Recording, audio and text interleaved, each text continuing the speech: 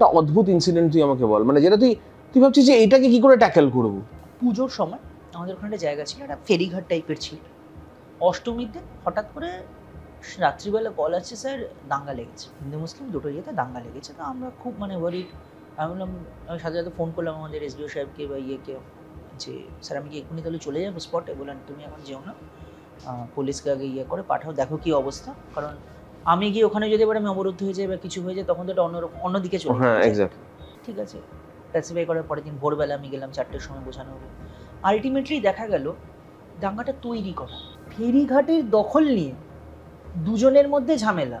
ঘটনাচক্রে একজন হিন্দু একজন মুসলিম। আমার মতো সমস্ত প্রবলেমের গোড়াপত্তন অর্থনৈতিক জায়গা থেকে। ধর্ম হয়তো তারপরে একটা পক্ষ নেওয়ার ক্ষেত্রে কিছু ভূমিকা রাখতে পারে, কিন্তু শুরু হয় অর্থনৈতিক জায়গা থেকে। অবভিয়াসলি। তারপর ওদেরকে বসিয়ে মিটমাট করানো হলো, ইয়ে হলো।